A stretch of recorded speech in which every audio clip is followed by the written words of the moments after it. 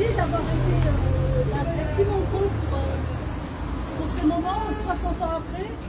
Je suis vraiment ravie et touchée parce que je viens de discuter avec une dame qui est là et on se dit qu'on ne peut pas se parler pour rien.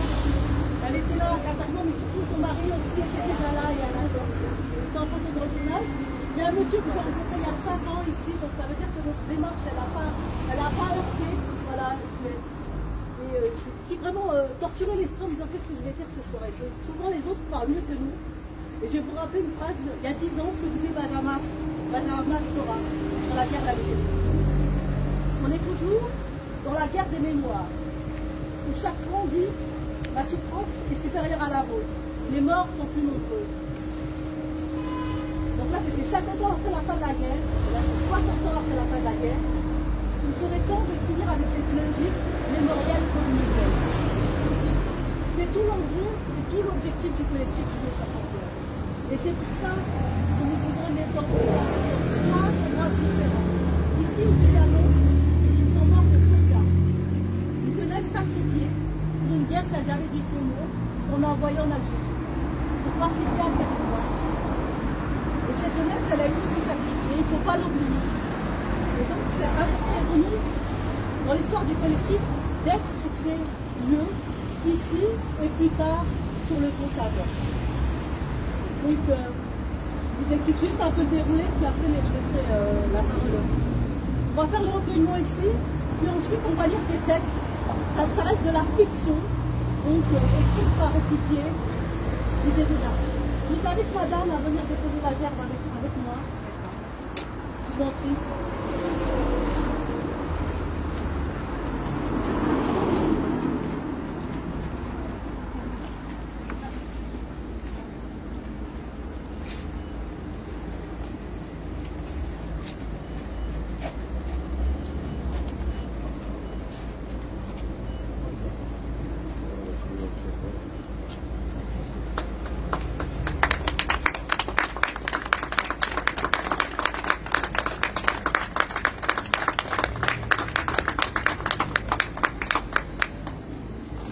À faire 1 minute de silence.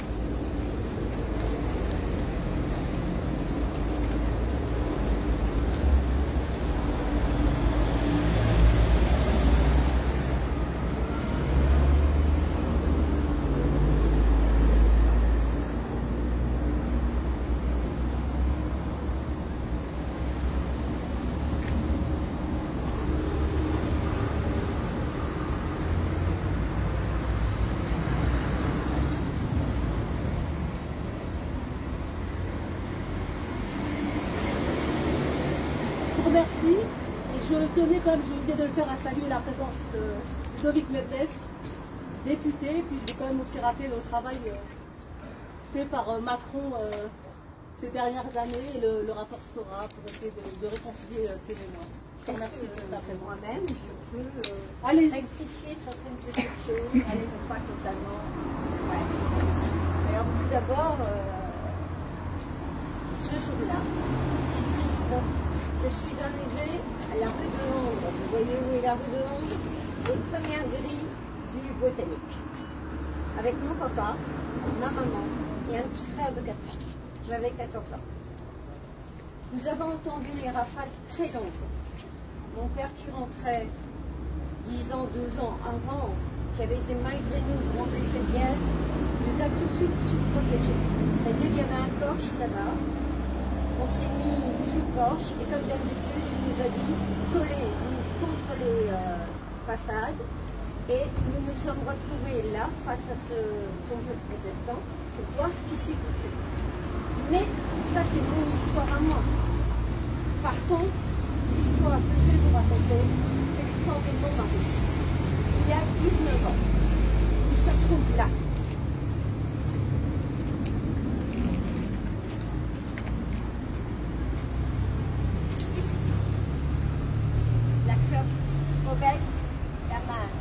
Dans la poche et il regarde. Les paras sortent par-ci, par-là, il y en a qui sortent partout. Et une voiture, une traction noire arrive tout doucement là. À ce moment-là, les 4 portions, les longs manteaux, sous les c'est monté. Et la rafale, elle part. Et mon mari est là. Regardez ce qui lui a sifflé autour de la tête. Et 2 jours après, il partait soldat pour l'Algérie. Il est arrivé à Marseille. Il avait un frère de 14 mois qui était déjà au front, qui a été commis en arrière pour la bonne raison que le comte de Paris venait de perdre 2 de ses fils. Une voie était tombée rapidement, en 48 heures. Il est remonté à Effet-les-Nancy et aussi à une base militaire. Donc il était là, il ne bouge pas. Il ne bouge pas. Donc il y a le barman qui prend la dernière balle. Il y a 2 paras qui sont tués. Et puis toutes les vitres sont cassées. Vraiment, nous on voit tout là-bas. Les paras sortent, quelqu'un arrive, ça va. C'est vraiment énorme. Et puis à un moment donné, quand je pars,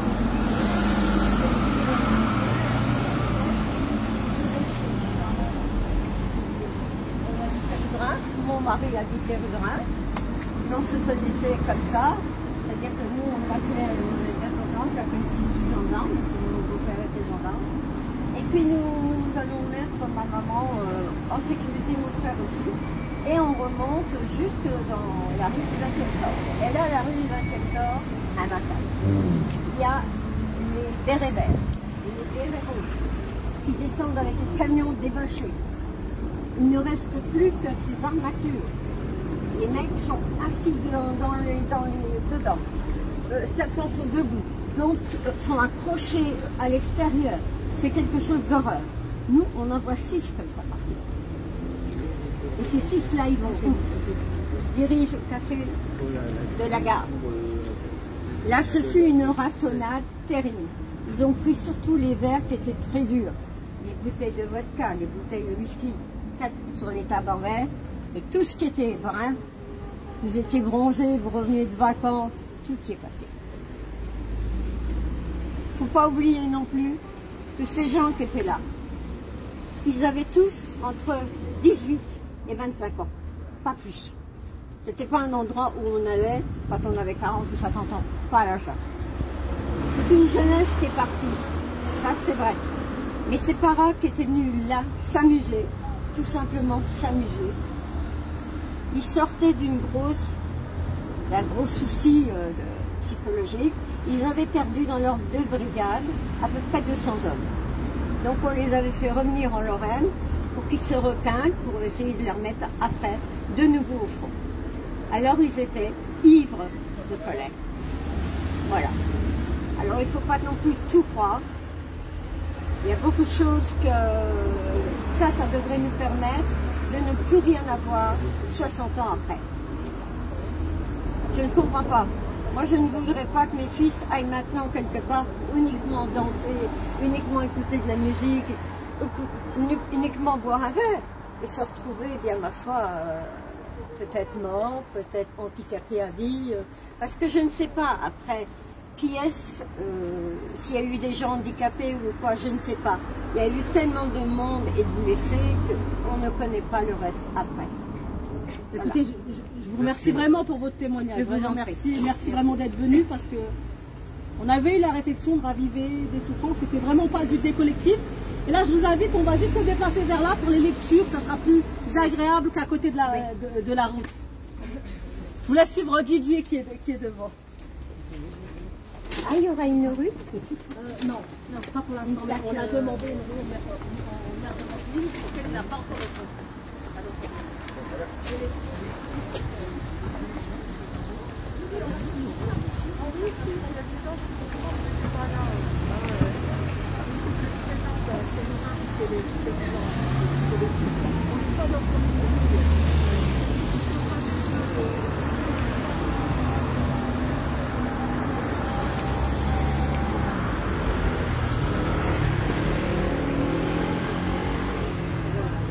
Éviter un peu le bruit de...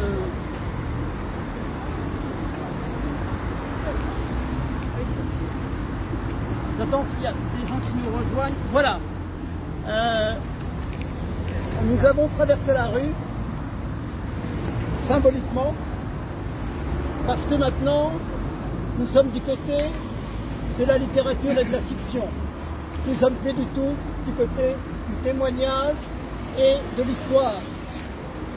Même si la fiction, parfois, rejoint l'histoire. Les 3 dialogues que vous allez entendre ici, à Montigny, puis à la gare de Metz, et enfin au pont Saint-Georges, durent chacun entre 6 et 7 minutes. Les victimes du tragique épisode de la nuit du 23 24 juillet qui nous a réunis, ils prennent la parole. En face du Trianon, comme on vient de le dire, ce sont des militaires, des paras qui ont perdu la vie. Imaginez-vous qu'ils sont donc dans l'au-delà et qu'ils expliquent à un jeune Algérien d'aujourd'hui pourquoi et comment ils sont morts.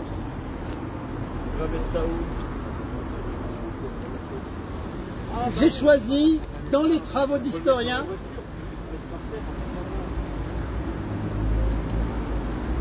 ce qui est susceptible d'être mis en dialogue, et je le rappelle, il s'agit d'une fiction originale qui n'est qu'une trace mémorielle parmi d'autres, dont j'assume personnellement l'entière responsabilité d'auteur. Je vais demander donc à mes amis qui présentent les 3, voilà, ils vont se présenter et voilà, c'est ça. Allez-y, à vous. Je suis Akran. Je vis en Algérie aujourd'hui. Aujourd'hui, je suis en visite à Metz pour comprendre ce qui s'est passé le 23 juillet 1961. Je rencontre dans l'au-delà des parachutistes tombés lors de la rixe du Trianon. Je m'appelle Bernacle, je suis un des paramores au Trianon le 23 juillet 61. Je m'appelle Jean-Jacques et je suis un des paramores au Trianon le 23 juillet 61. Je m'appelle Puni pour avoir obéi à notre mission. Puni parce que nos morts ne devaient pas être morts pour rien. Puni pour avoir cru dans l'avenir de l'Algérie française. Pourquoi Metz? Et pourquoi tous ces Algériens qui traînent en ville et qui nous narguent, nous les chasseurs parachutistes du premier? Tu as perdu la face? Je ne parle pas avec toi, Blanc-Bec. Ça suffit que tu entendes seulement ce que je te dis. On n'a rien perdu, et surtout pas la guerre.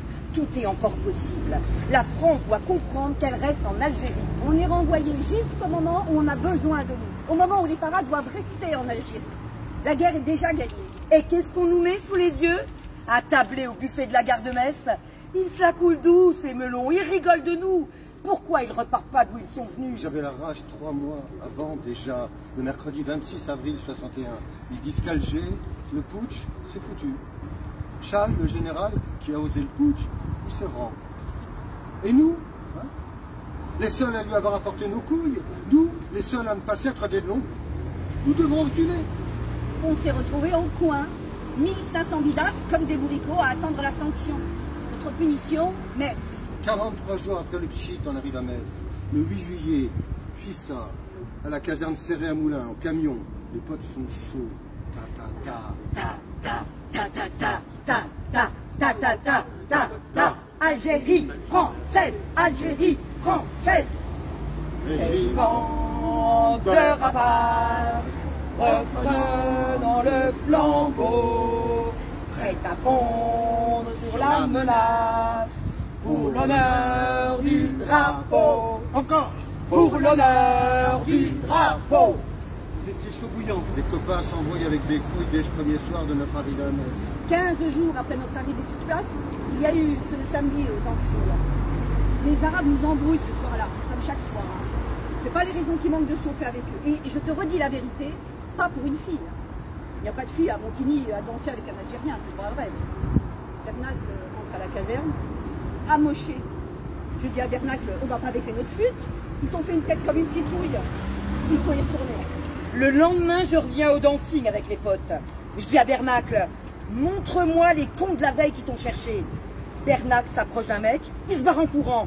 Il ne me dit pas que celui-là, il est blanc-blanc. Jean-Jacques se met à le courser dehors. Il me dit, rapplique Francis. On sort à une dizaine. On lui file le train. Moi, je vais rester dans le Trianon, je regarde dehors. De l'autre côté de la rue, les Algériens sont rassemblés. Je traverse avec 2 gars pour les niquer. Ils se barrent comme des rats. Ils avaient peur de vous. Mais c'est signé, non? Ceux-là non plus, ils n'avaient rien fait. Il faut qu'on les rattrape et qu'on les dézingue une fois pour toutes. Ils se retournent et ils sortent leurs flingues, les enfoirés. Et moi, Mernac, en pleine gueule. Je suis fauché le premier, je meurs sur le coup, je m'écroule dans mon sang, les autres potes, blessés. Les Algériens tirent encore en se barrant dans les rues de Montigny. Nous, à la poursuite du coup et qui s'est sauvé devant Bernacle, ils nous tombent dessus, ils tirent. Jean-Jacques et moi, on est surpris. On se prend une folie. Et les 3 autres copains aussi. Mais c'est plus la même chose. C'est la guerre, ces fils de pute. Moi, Sarah Pau, j'en reçois une. J'y passe le soir même. Ils se croient dans leur bled. Ils t'apportent leur guerre jusqu'en métropole. Si tu fais rien, t'as pas d'honneur. Tu te rends, tu fais bazaine. T'as pas de frère d'armes, tu désertes, t'es pas un para. J'y passe aussi, sinon je serais pas là de parler. À quoi ça sert de me cracher toute cette haine à la piquée? Je ne comprends pas que ça va finir, cette mer de l'humiliation. Châle sous sang couille, les résidus de l'humanité qui remontent à la surface. Les attentistes, les lâches, les habiles. Ceux qui nous ont trahis, ceux qui nous ont punis, ceux qui nous larguent comme des malpropres. Et Bizerte, 2 jours juste avant notre sortie, on alerte pour partir en Tunisie, et contre-ordre. Retour à la caserne. Les reculades, on connaît ça depuis Dien Bien Phu. Tout ça, balayé, nettoyé, javelisé, à Metz. Par nous, les valeureux, les meilleurs de l'armée française. 30 par 30, les potes ont vidé la caserne. L'un plus enragé que l'autre. 300 en découdre la vache. Je les vois à travers mes paupières blanches pleines de sang. Les copains qui courent à pied et ceux qui démarrent les camions. Ils distribuent les bâtons, ils tiennent les bouteilles vides par le goulot et les éclatent sur un bord de trottoir. Des vrais parades toujours. Et qui c'est les sauterelles qui vont voir arriver les étourneaux? Les potes les fument dans les cafés où ils s'entassent, dans les rues, devant la poste. Roger, ce con, il marade un Sicilien au buffet de la gare. On a bien rigolé. Il n'y a plus rien à démonter, tout est par terre. Les tables, les chaises, les verres, les standards, les crouillards. Il n'y a plus que du rital. Les potes sont au petit froid, ils savent y faire dans les mechtas.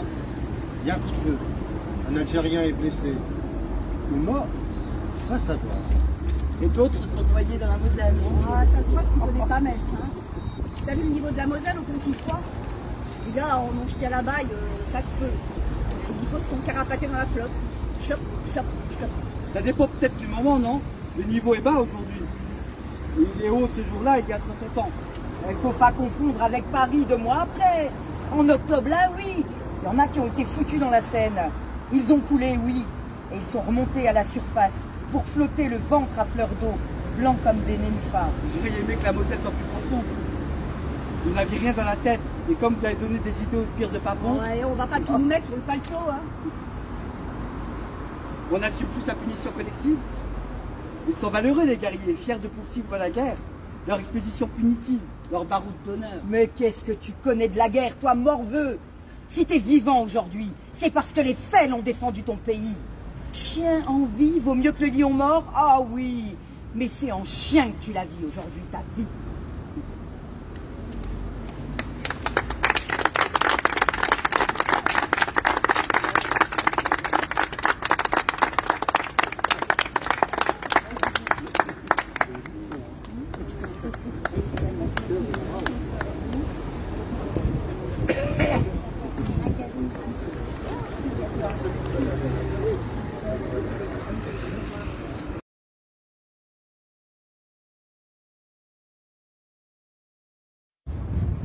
Merci. Donc, on a fait la première station devant le Trianon et voici la deuxième station que nous faisons dans cette commémoration des événements du 23 au 24 juillet 1961, 60e anniversaire, que le collectif nous commémorons aujourd'hui. Les militaires donc, après la rixe et les morts du Trianon, ont décidé, comme la témoin tout à l'heure nous l'a dit, de fondre sur la ville. Ils sont descendus de la caserne Serré, donc pas de Montigny, mais la caserne Serré qui est de l'autre côté, qui est juste avant Lessy, si vous connaissez, cette caserne. Ils sont descendus de la caserne serrée où ils étaient encasernés jusqu'à la gare, sur le chemin du Pontifroy, évidemment s'en prenant à tous les Algériens qui étaient sur leur passage. Ils foncent maintenant sur le buffet de la gare de Metz. Pourquoi? Parce que c'est un endroit où les Algériens de Metz se retrouvent volontiers et boivent des coups ensemble. C'est vraiment un endroit où ils se retrouvent.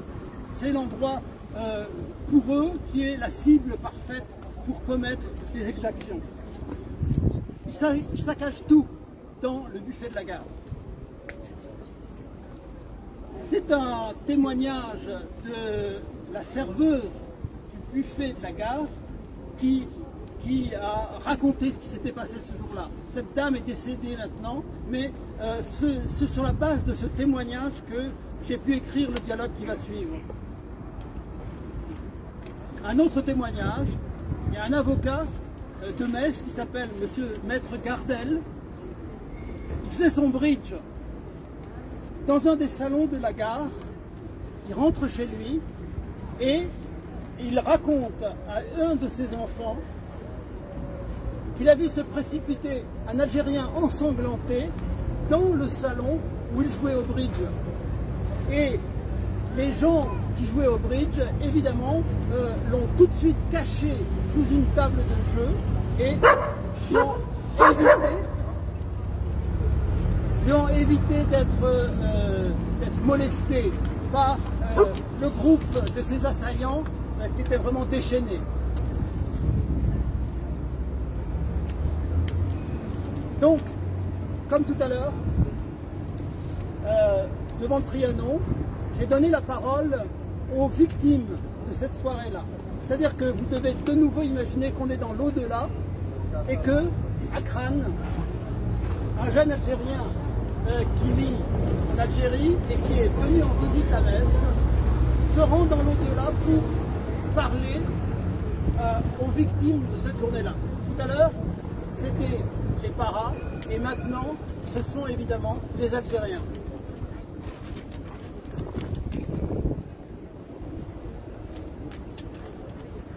Je suis à Crâne, je vis en Algérie. Aujourd'hui, je suis en visite à Metz pour comprendre ce qui s'est passé le 23 juillet 61. Je rencontre dans l'au-delà le barman du Trianon et les Algériens tombés cette nuit-là.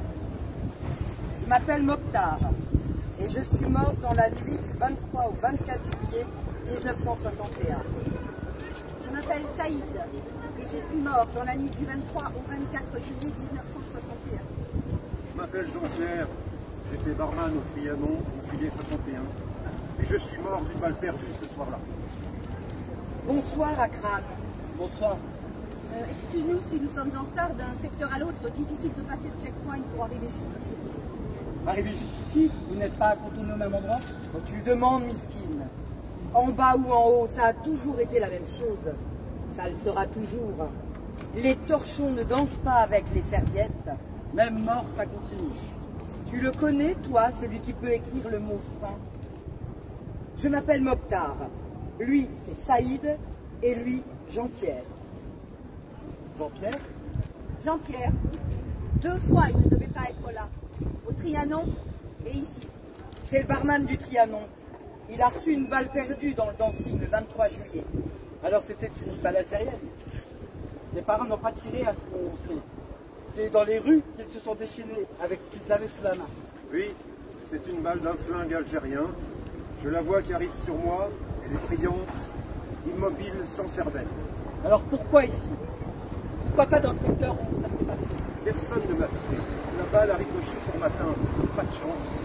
J'avais le choix. Je suis allé du côté des Algériens. Il n'y a pas d'endroit pour les gens comme moi, pour ceux qui ne sont ni dans un camp, ni dans un autre. Afida, apporte-nous du thé. C'est pour toi. Nous, on ne peut plus boire. On est tout troués par les balles. Le thé est prise direct. C'est comme si on se guettait dessus. Je m'appelle Marie-Thérèse. En juillet 61, J'étais serveuse au buffet de la gare, lieu de rencontre de nombreux Algériens de Metz. Je suis morte depuis quelques années et j'ai rejoint dans l'au-delà mes anciens clients. Voilà le truc. Je m'appelle Marie-Thérèse. Il m'appelle Arida depuis que je suis arrivée ici. Des vieilles connaissances. Je les servais déjà au buffet de la gare.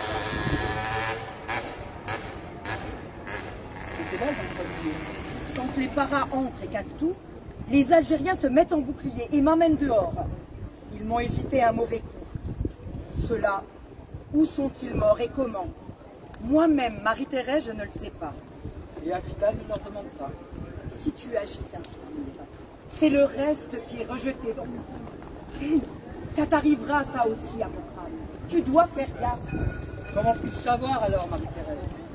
Ici, tu peux rencontrer tous ceux que tu veux. Chacun te raconte son histoire. Ils savent que tu es là à Crâne, arrivé à Metz depuis peu. Celui qui veut savoir. Tu serres le clé comme au bled. Tu fais sonner le bec verseur sur le bord du verre, tu l'élèves vers le ciel si haut, plus bas la cascade, à toujours le verre. Un Algérien m'a montré comment faire. Mais je n'avais pas le droit de le servir comme ça à un Européen au buffet de la gare de Metz. Le thé à la menthe n'était même pas sur la carte des boissons. Moi, c'est le whisky et la bière. On ne jouit pas toujours de ce qu'on voudrait ici, dans l'au-delà. Il y a toujours eu de la bière à Metz. Les Allemands? Avant les Allemands. Ça remonte à plus de 1000 ans en Lorraine. L'annexion, ça a peut-être aidé les brasseurs, mais beaucoup se sont installés côté français après 1871. Ils ne voulaient pas payer la douane, tu penses. Au Trianon, on en servait des nids et des chocs. Les bidasses. Ce sont eux qui ont fait la richesse de Metz. Des milliers de bidasses. La plus grande bidasserie de France ou d'Allemagne. Ça dépend. Tu ne comprends rien à Metz si tu ne gardes pas ça derrière tes yeux. Qu'est-ce que vous veniez faire à Metz le 22 et 23 juillet, à côté des casernes? C'était pas prudent. Avant qu'ils arrivent, les paras, on y allait déjà. Tu veux quand même pas qu'on reste parqués au petit froid, tous les Arabes mélangés. Tout le monde regarde tout le monde. La fille Metz, pas moyen, elle y vient pas. Le Trianon, c'est plus tranquille pour inviter à danser. Il y a des Italiennes et même des Polonaises. Au Trianon, c'est loin du Pontifroid. Il n'y a pas de politique, pas de FLN, pas de messalistes qui se pomper l'air. Au Pontifroid, toujours des bagarres. Tu dois choisir. Si tu n'es pas avec moi, tu es contre moi. Ça ne changera jamais. Tu peux pas boire une bière, pas fumer un clope. Tu fais comme ceux qui ont pris le maquis, sinon tu es un tiède. Tu dis que tu veux l'indépendance. Mais l'Algérie a besoin de ta violence, ton sang, et celui des Roumis. Vous avez appris la violence en vous tapant dessus déjà entre frères. Les enragés contre les moins enragés et vice-versa. Écoute celui-là, comment il parle. Frantz Fanon, il le fait chaque semaine à Cra. Je l'ai trop entendu. Et tu comprends toujours pas. Bah, oui, je comprends, ça finit par rentrer. Il est mort jeune et pas longtemps après nous, le docteur Fanon. Lui non plus, il n'a pas vécu l'indépendance, et Ben Bella, et Boumedienne, et Bouteflika, et le Irak aujourd'hui. À toi maintenant, Akran. C'est pas en Algérie d'aujourd'hui que tu peux entendre ça. Ça va te servir à quelque chose. Ici, c'est foutu. Le paradis des morts, c'est pire que la terre des vivants. On est morts. Ils ont gagné. Qui, Saïd? Le sommet, les puissants, le capitalisme, le colonialisme, le racisme, l'impérialisme. Ils ont 50 ans d'avance sur toi. Si tu ne te méfies pas, tu vas voir de tes yeux ce qui va se passer plus tard pour toi. Pas de repentance, de réconciliation, de fraternité avec le temps. Si le sommet s'est emparé de la violence à son profit exclusif, et nous tous, les morts, on était prédestinés pour ne rien voir, ni vu, ni connu, je t'embrouille. On n'y peut plus rien. Et chez toi, sur la terre, j'en vois d'ici qui sont déjà morts et qui ne le savent pas encore. Alors écoute, le voilà.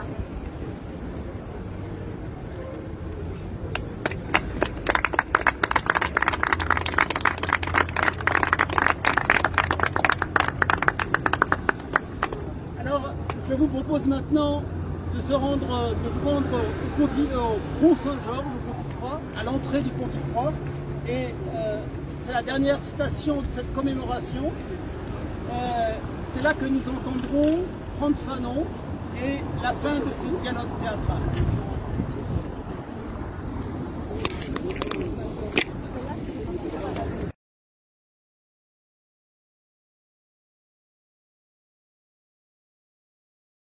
De cette déambulation, il y en a qui vont réentendre ce que j'ai dit tout à l'heure à Montigny. On a démarré, je refais aussi on a démarré à Montigny-les-Messes. On a eu 3 lieux de déambulation. Pourquoi? J'ai beaucoup cherché ce que j'allais dire ce soir, surtout à partir du débat que nous avons eu au conseil municipal messin. Et puis je me suis dit, c'est simple, alors regardez ce qu'on a déjà dit il y a plus de 10 ans, il y a plus de 15 ans sur la guerre d'Algérie. Et j'ai repris simplement les paroles de Benjamin Stora, qui sont l'esprit même du collectif Juillet 61. Je cite Benjamin Stora. « On est toujours dans la guerre des mémoires, où chaque camp dit « Ma souffrance est supérieure à la vôtre. Les morts sont plus nombreux. » 50 ans après la fin de la guerre d'Algérie, donc 60 ans après la fin de la guerre d'Algérie, il serait temps de finir avec cette logique mémorielle communautaire. C'est la raison pour laquelle on était sur ce lieu, Montigny-les-Messes, où des parents ont été tués, mais surtout pour rendre hommage à toute cette jeunesse d'appelés qui n'ont rien demandé, qu'on a envoyé en Algérie, au départ pour maintenir simplement la paix, mais à la fin c'était la guerre. Ici, à la gare, pour tous les Messins qui n'étaient pas dans cette histoire, qui se sont retrouvés autour de cela. Et ici, pour rendre hommage symboliquement aux Algériens qui étaient dans ce quartier, qui ont souffert de cette guerre. Voilà l'essence même de notre collectif. C'est vraiment de travailler sur toutes les mémoires. Un mort ne vaut pas plus qu'un autre. Cette guerre a été dramatique, elle a été cruelle. Et elle a été cruelle pour beaucoup d'Algériens qui, en silence aujourd'hui, ce qui m'a étonné, c'est que la Croix a fait un reportage sur le 23 juillet 61. Les seules personnes qui parlent encore anonymement, ce sont les Algériens. La personne, 60 ans après, n'a pas voulu donner son nom. Et notre but, c'est vraiment d'éclaircir et de leur dire que ce qu'on a fait ici, moi je suis fière d'être franco-algérienne. Je le dis, pas souvent, mais je suis fière d'être franco-algérienne. Je suis fière de créer cette passerelle et je suis fière de mes parents qui sont algériens, qui n'ont jamais voulu devenir être français. Et c'est pas un souci. Ils m'ont fait forcément républicaine. Et la République, c'est la liberté, l'égalité, la fraternité. Et malheureusement, cette République a failli en Algérie. Et je vraiment tenais à remercier la présence de Madame la consul d'Algérie, aujourd'hui avec nous. Et voilà, je ne lui passerai pas la parole parce que voilà, c'est du passage. Mais je vous remercie beaucoup de votre présence, ici. Je vous propose de faire 1 minute de silence. Ensuite, nous déposerons la gerbe avec Madame la consul. Et le 3e tableau, ça sera des lectures, des petites surprises. Voilà, je vous invite à observer 1 minute de silence.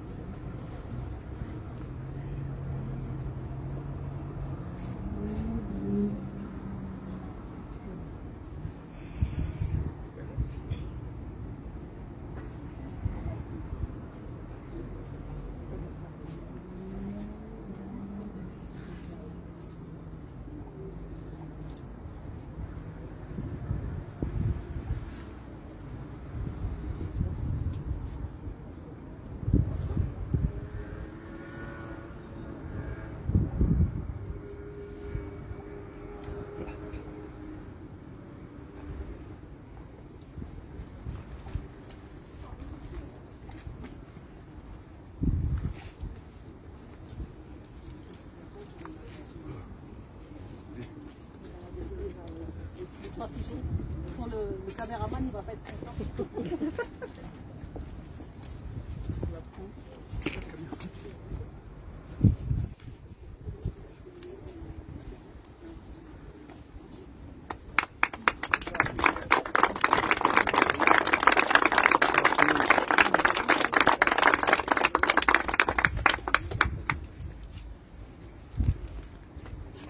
Je vais laisser Didier entrer en scène.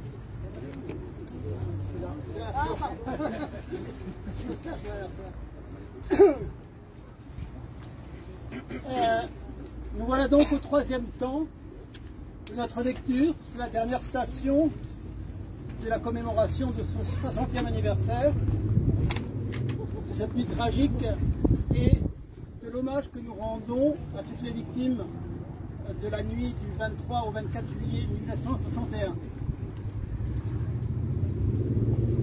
Comme nous l'avons fait au Trianon et devant la gare, je vais donner la parole de nouveau aux victimes qui sont tombées ce jour-là. Au Trianon, c'était les Paras, devant la gare, c'était les Algériens. Et puis, maintenant, vous allez entendre, vous allez écouter Frantz Fanon, qui est un personnage historique, qui est un médecin psychiatre, notamment qui a exercé à Blida en Algérie, et qui est devenu ambassadeur du FLN. Il a succombé à une leucémie quelques mois après juillet 61, que nous commémorons aujourd'hui, et c'est une raison pour moi peut-être pour qu'il figure aussi dans l'au-delà où Akran, un jeune Algérien qui est en visite à Metz, qui veut savoir qu'est-ce qui s'est passé dans la nuit du 23 au 24, eh bien, va écouter également ce discours. Frantz Fanon va refaire le discours qu'il a fait à Accra au congrès panafricain en 1958. Il est mort maintenant, il est dans l'au-delà et toutes les semaines, il refait son discours et il espère que les morts qui sont dans l'au-delà, qui écoutent son discours toutes les semaines pour l'éternité, eh bien, vont se mettre dans la tête quelque chose de son message. C'est un message très très fort qui a fait un grand scandale à son époque parce qu'il défendait la violence. Pas n'importe quelle violence, mais la violence révolutionnaire, celle qui est quasiment, disait-il, obligatoire quand on ressent une violence qui vous atteint. Je vais donner donc la parole à Frantz Fanon.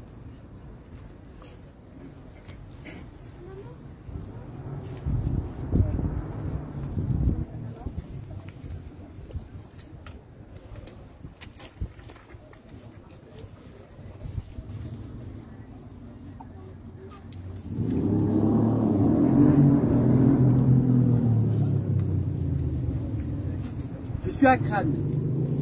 Je vis en Algérie. Aujourd'hui, je suis à Metz pour comprendre ce qui s'est passé dans la nuit du 23 au 24 juillet 61. J'ai rencontré dans l'au-delà les Algériens, tombés ce soir-là, le barman du Trianon et les parachutistes. J'écoute maintenant le discours d'Accra de Frantz Fanon. Je m'appelle Saïd et je suis mort dans la nuit du 23 au 24 juillet 1961. Je m'appelle Jean-Pierre, j'étais barman au Trianon en juillet 61 et je suis mort d'une balle perdue ce soir-là. Je m'appelle Marie-Thérèse. En juillet 61, j'étais serveuse au buffet de la gare, lieu de rencontre de nombreux Algériens de Metz. Je suis morte depuis quelques années et j'ai rejoint dans l'au-delà mes anciens clients. Je m'appelle Frantz Fanon. Il serait grotesque de ma part de vouloir vous convaincre du caractère inacceptable de l'oppression coloniale. Toutefois, je voudrais centrer mes réflexions sur la violence consubstantielle à l'oppression coloniale. 1. Le régime colonial est un régime instauré par la violence. 2. C'est toujours par la force que le régime colonial s'est implanté. 3. C'est contre la volonté des peuples que d'autres peuples, plus avancés dans les techniques de destruction ou numériquement plus puissants, se sont imposés. Je dis qu'un tel système établi par la violence ne peut qu'être fidèle à lui-même. 4. La violence dont il est ici question n'est pas une violence abstraite, c'est une violence du comportement quotidien du colonisateur à l'égard du colonisé. Apartheid en Afrique du Sud, travaux forcés en Angola, racisme en Algérie. 5. Le colonialisme ne se contente pas de cette violence à l'égard du présent. Le peuple colonisé est idéologiquement présenté comme un peuple arrêté dans son évolution, imperméable à la raison, incapable de diriger ses propres affaires, exigeant la présence permanente d'une direction. On a bien l'impression que pour ces peuples, l'humanité a commencé avec l'arrivée de ces valeureux colons. 6. Violence dans le comportement quotidien, violence à l'égard du passé qui est vidé de toute substance, violence vis-à-vis de l'avenir, car le régime colonial se donne comme devant être éternel. Le peuple colonisé se pose logiquement le problème d'une fin de régime colonial par n'importe quel moyen. 7. Cette violence du régime colonial provoque irrémédiablement la naissance d'une violence intérieure chez le peuple colonisé. Et une colère juste prend naissance et cherche à s'exprimer. 8. Dans certaines contrées asservies, la violence du colonisé devient tout simplement une réaction de défense, traduisant un instinct tout à fait banal de conservation. 9. Dans certaines colonies, la violence du colonisé est le geste dernier que fait l'homme traqué, prêt à défendre sa vie. Les colonies se battent pour la liberté, l'indépendance, pour le droit au bonheur. 10. En 1954, le peuple algérien prend les armes, car la prison colonialiste devient à ce point oppressante qu'elle n'est plus supportable. Il n'est plus question pour lui de donner un sens à sa vie, mais d'en donner un à sa mort. Ça, c'est de la bombe atomique. Exactement ce qui s'est passé pour nous. Avant que les paras arrivent à Metz, on se chamaillait entre les partisans du FLN et ceux du MNA pour une place loin de notre pays. Et comment participer à la libération? Mais c'est les paras qui ont lancé leur haine et leur violence. Ils ont réveillé Metz, couché le long de la Moselle, faute d'ennemis Boches.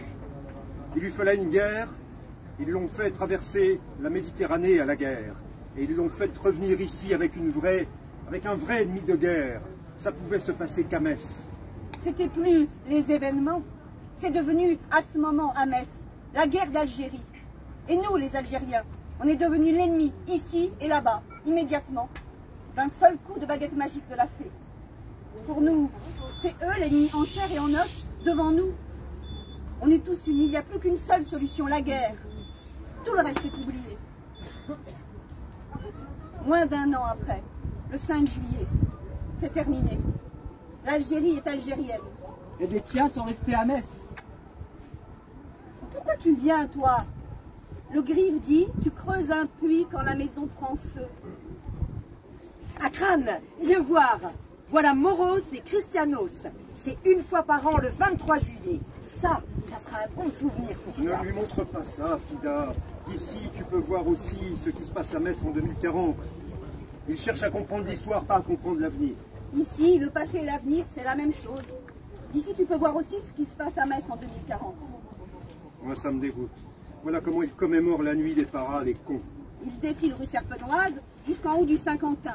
Les Moros, c'est les Algériens, les Christianos, les paras. Ils sont déguisés n'importe comment, avec des casques de martiens et des plumes d'autruche autour de leur cul de babouin. Arrivés au Saint-Quentin, ils lisent une déclaration pleine de saloperies, les uns demandent aux autres de se rendre et ils gigotent. C'est de la danse ou un combat, vas-y comprendre. Hein. Ils se courent sur la colline. Apporte les pétards à Fida, qu'on en finisse. Si on ne tire pas les pétards, les nôtres s'arrêtent et les autres les font prisonniers. En face, de l'autre côté du checkpoint, les roumis aussi tirent les pétards. Personne ne gagne. Voilà ce que ça veut dire. C'est ça le plus dur à Crâne. Ça a commencé il y a 10 ans et tous les ans depuis ça recommence. On est maintenant obligé de tirer les pétards jusqu'à la fin de l'éternité. On doit tous s'y mettre d'un côté et de l'autre. Tous. Pour toujours.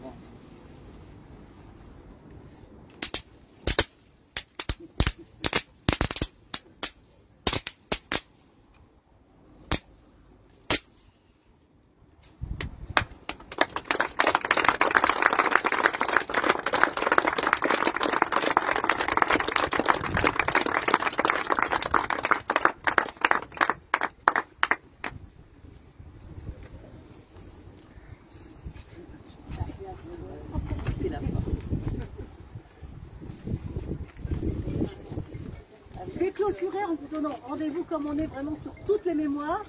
Demain, tout à l'heure, je parlais des silences des Algériens. Là, ce sera le silence des appelés. Et demain, une conférence de Raphaël Branche à 18 h au cloître des Récollets. Si vous voulez arriver un peu tôt, Parce qu'ils ont un peu limité la jauge là, à cause du contexte Covid. Donc voilà, rendez-vous. Et vous retrouvez toutes les informations sur la page du collectif 1861.